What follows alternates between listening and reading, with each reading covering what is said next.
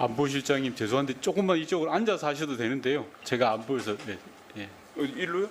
아닙니다. 조금만 의자만 조금 옮기시면 될 것 같아요. 예. 아니 나가시지 마시고 그냥 앉아서 하세요. 아, 예. 예. 얼굴 보면서 하려고 하는 거니까요. 예. 예, 구로울의 윤건영입니다. 우선 안보실장께 질의하겠습니다. 안보실장 임명되신 거 축하드립니다. 대한민국의 안보를 총괄하시는 거고요.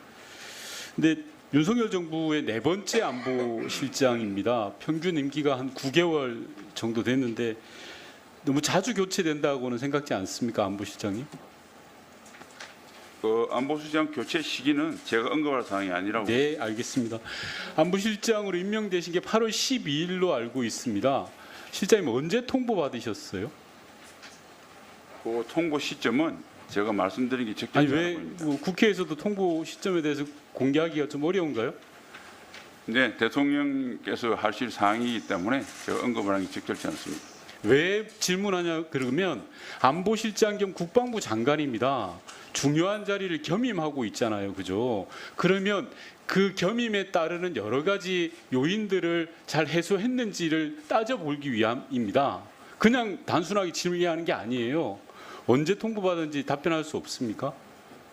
네, 그 대통령의 통수권 행위에 관련돼서 양해해 주시기 바랍니다. 예, 별걸 다 통수권이라고 하는 것 같습니다. 최근에 윤석열 정부의 독도와 관련해서 여러 이야기가 많습니다. 좀 앞서 여러 의원님도 질의를 하셨고요. 대통령께서도 괴담이다라고 이야기했습니다. 그럼 좀 살펴보겠습니다. 왜 이런 이야기가 나오는지 최근 1년간 독도 관련 윤석열 정부의 주요 행태입니다. 국방부는 장병 기본 교재 영토 분쟁 지역으로 표기를 했습니다. 외교부는 독도를 재외국민 공간으로 표시를 했고요. 행안부는 민방위 교육 영상에 일본 영해로 표기된 지도를 사용했습니다. 이게 단순한 실수나 착오라고 할 수 있을까요, 안보실장님? 이 정도가 실수와 착오입니까? 저는 독도는 아니 제가 묻는 말에 좀 답변해 주십시오. 이 정도가 실수 또는 착오라고 판단하십니까? 안보실장이 보시기에. 그리고 이 정도에 따르는 인사상의 조치나 뒤따르는 조치들이 있었습니까? 실장님?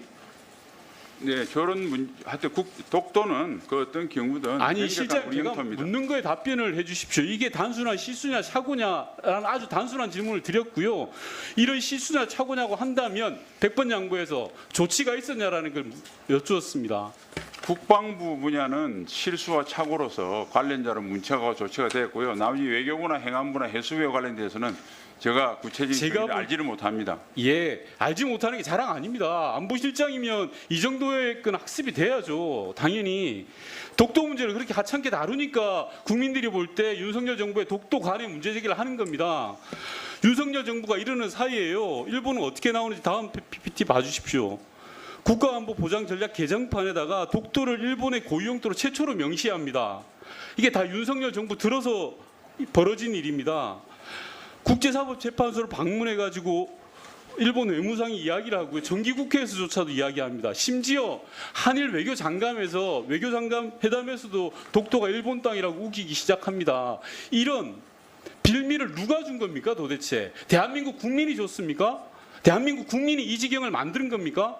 바로 윤석열 정부가 만드는 겁니다. 우리 스스로가 자초한 거라고 생각합니다. 그래서 국민들은 윤석열 정부의 독도 문제에 대해서 의구심을 가지는 겁니다. 의원님, 독도가 일본 잠시만요. 제가 고유영토라 질문한 일본이 게 주장한 아니고요. 것은 안보실장님 제가 질의한 게 아니잖아요. 다음 PPT 봐주시면요. 심지어 안보 분야는 더 심합니다. 독도 인근 해상에서 우길기 해상 자위대 전함이 출현합니다. 그리고 일본이 주장하는 다케시마의 날에 우리 해군이 동해가 아닌 일본으로 표기된 해도를 사용하고 있습니다. 이런 일이 벌어지니까 수많은 국민들이 의구심을 갖는 거예요. 야, 윤석열 정부의 독도가는 뭐야?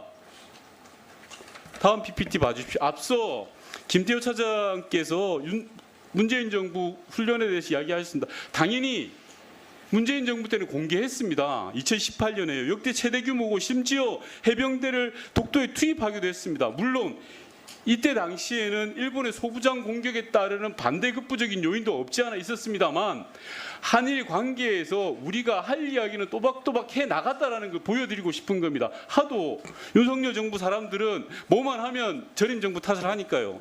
제가 좀 질문 드릴게요. 다음 PPT 봐주시면 국민들이 갖는 인식의 근저에는 이런 게 깔려 있습니다. 앞서 안보실장과 1차장은 뉴라이트적인 그런 인식의 거리가 멀다라고는 하고 있지만 뉴라이트는 독도를 이렇게 봅니다. 독도가 우리 땅이라는 근거가 없다. 한일 양국이 독도를 서로 양보해야 된다라고 해서 시중에는 지금 어떤 이야기가 나오냐 하면 이면 합의설이라는 저조차도 인정하고 싶지 않은 이야기가 나오고 있습니다. 혹시 안보실장님 이면 합의설에 대해서 들어본 적은 있습니까?